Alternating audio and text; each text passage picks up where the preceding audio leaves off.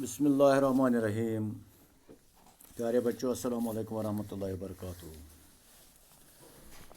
آج ہمارا موضوع ہے شبیب رضوی کی غزل۔ تو غزل پر جانے سے پہلے میں آپ کو شبیب رضوی کی حالت زندگی اور شاعرانہ خصوصیات کے بارے میں مختصر سا تعارف کرانا چاہتا ہوں۔ آپ اپنی درسی کتاب کے صفحہ نمبر 156 پر بھی اچھی طرح سے مطالعہ کر سکتے ہیں۔ حالات زندگی: سید محمد شبیب رضوی کی ولادت 25 جون 1935 عیسوی کو ہوئی۔ ان کے والد کا نام سید مواعظ حسین رضوی تھا۔ شبیب رضوی ابھی 5 سال کے تھے کہ ان کے والد کا انتقال ہو گیا، تو ان کی پرورش اور تعلیم کا بیڑا ان کے والد نے اٹھایا اور خود ہی گھر پر بیٹے کو دینی تعلیم دی۔ اس کے بعد شبیب رضوی نے عربی میں مولوی، عالم اور فاضل تفسیر کے امتحانات پاس کیے۔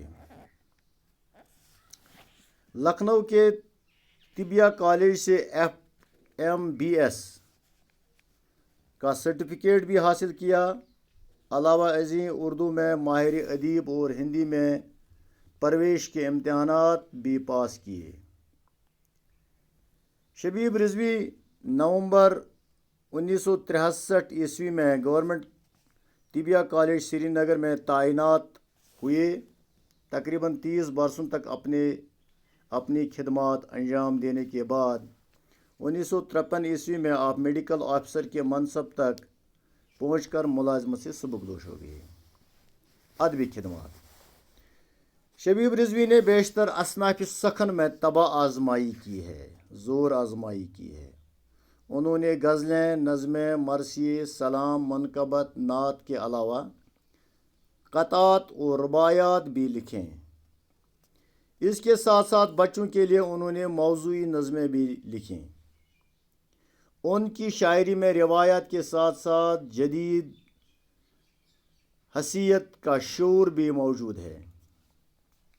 آتش چنار، حروف فروزاں، بچوں کے مشاعرے اور زیر ترتیب مجموعہ کلام لہو لہو غزل ان کی تخلیقات ہیں۔ نثر نگار کی حیثیت سے بھی شبیب رضوی کا ایک اہم مقام ہے۔ وہ انشائیہ اور مقالے تحریر کرنے میں خاصی دسترس رکھتے ہیں۔ ان کی نثر عام طور پر سادہ اور سلیس ہوتی ہے۔ ان کے لہجے میں سنجیدگی اور اسلوب نگارش میں سادگی پائی جاتی ہے۔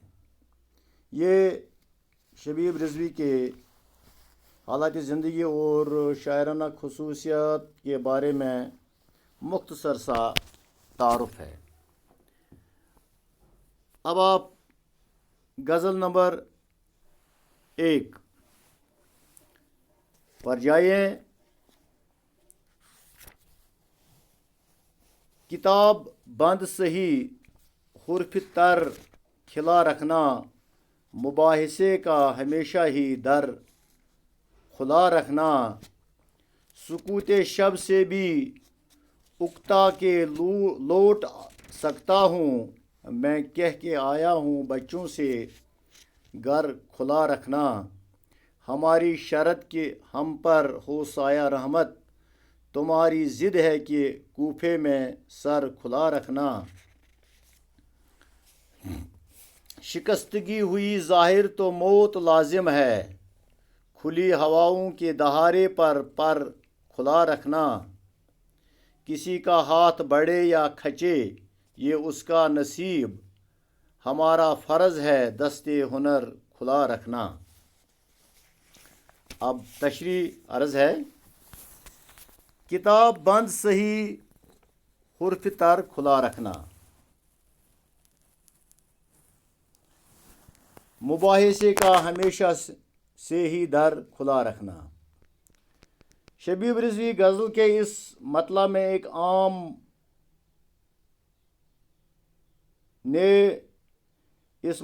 ایک عام بات کہی ہے کہ انسان کو چاہیے کہ وہ کسی بھی مکتب فکر سے تعلق رکھتا ہو مگر اسے ہر مکتب فکر سے گفتگو کے لیے راہ و رسم رکھنا چاہیے، یا پھر اس گفتگو کا رخ محبوب کی طرف موڑیں تو یہ ہو سکتا ہے کہ ٹھیک ہے خط و کتابت کا سلسلہ بند ہے تو بند رہے مگر لفظی جنگ تو جاری رہے، گفتگو کے راستے تو کھلے رکھنے چاہیے تاکہ کبھی کسی مسئلے پر تبادلہ خیال کیا جا سکتا ہے۔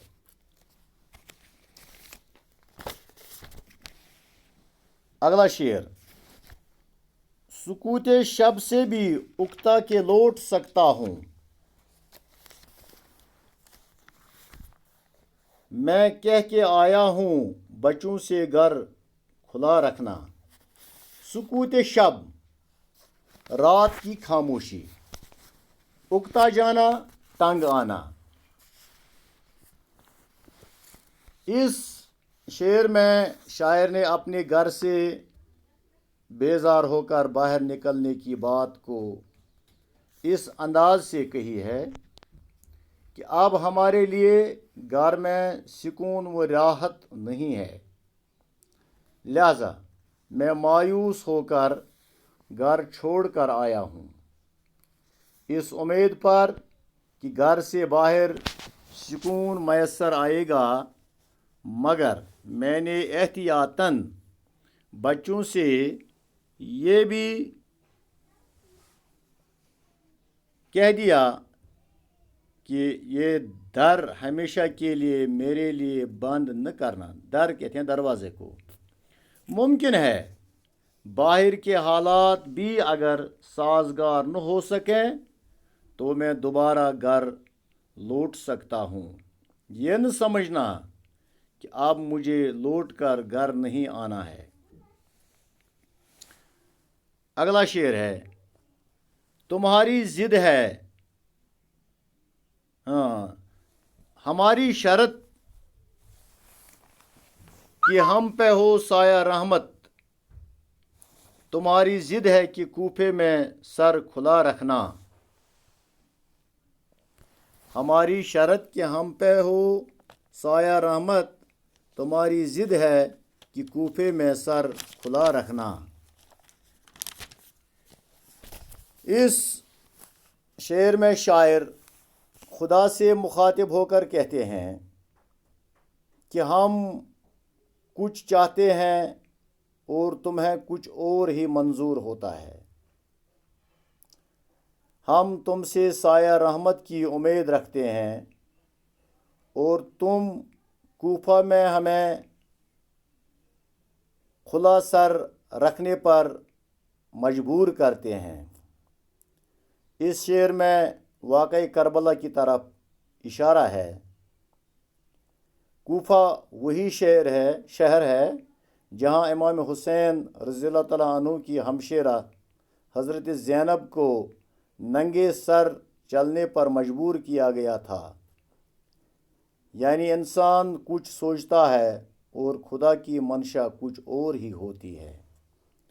تو اس شعر میں بھی یہ بھی سنت تلمی سے تعلق رکھتا ہے، چونکہ کربلا کے اس واقعہ کی طرف اشارہ ہے جہاں پر حضرت امام حسین یزیدی فوج کے ساتھ نبرد آزما ہو کر وہاں اپنی جان کا نذرانہ اسلام کی سربلندی کے لیے پیش کرتا تھا، اور وہاں حضرت امام حسین اور اس کے جانثار شہید ہوتے ہیں، اور وہاں پر جو مستورات تھے ان کی جو وہ بے حرمتی ہوئی ہے، تو اس کی طرف اس شعر میں اشارہ ہے۔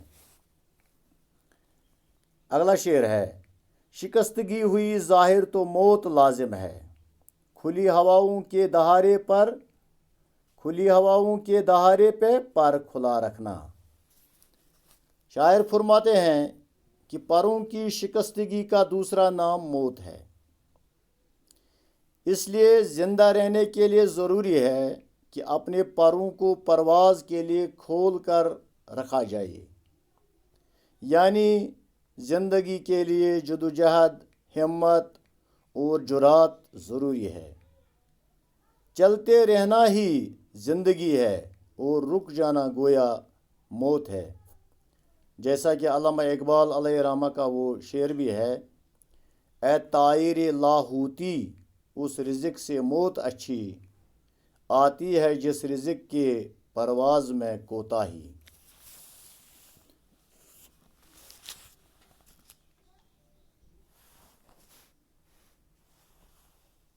اگلا شعر ہے، کسی کا ہاتھ بڑھے یا کھچے یہ اس کا نصیب، ہمارا فرض ہے دست ہنر کھلا رکھنا۔ شاعر فرماتے ہیں کہ یہ ہمارا فرض ہے کہ ہم اپنا دست ہنر کھلا رکھیں۔ اب کوئی ہم سے کچھ حاصل کرتا ہے کہ نہیں، یہ تو اس کا اپنا نصیب ہے۔ یعنی ہم اشعار کی صورت میں سچی اور مفید باتیں کرتے رہیں گے، لوگ ان سے فیض یاب ہوں یا نہیں یہ ان کی اپنی مرضی ہے۔ باقی انشاءاللہ غزل نمبر 2 کی تشریح کل ہوگی، تب تک کے لیے وسلام۔